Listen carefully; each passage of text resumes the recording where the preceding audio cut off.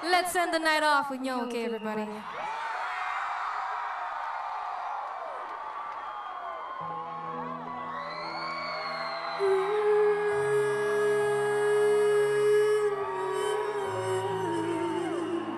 Sing along if you guys know it, alright? I know you know it.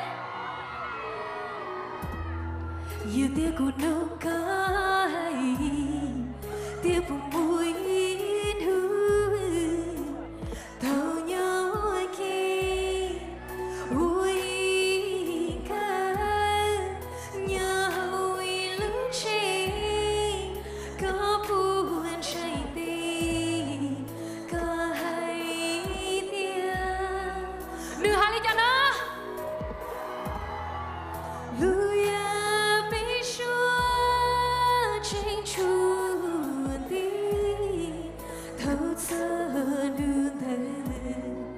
chỉ cứ tôi có trái tim muốn thay chi muốn thay chi.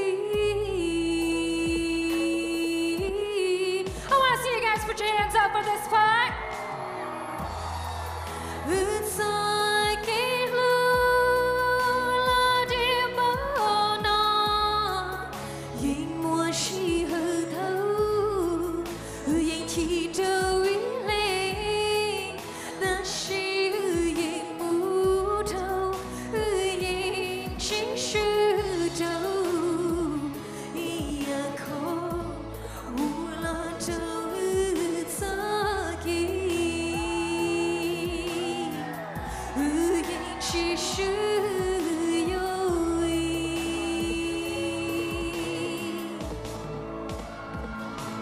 Let me hear you make some noise, Fresno!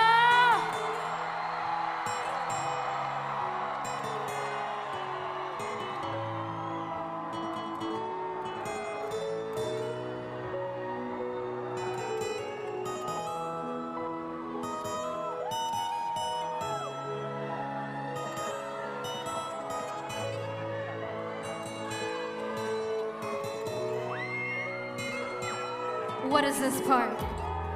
Dòng lòng thì lưu lấy hay cơ mơ lưu này mùa khi giờ nhỉ cũng chỉ có mùa tan thơ cũng giờ chỉ chia tay ta có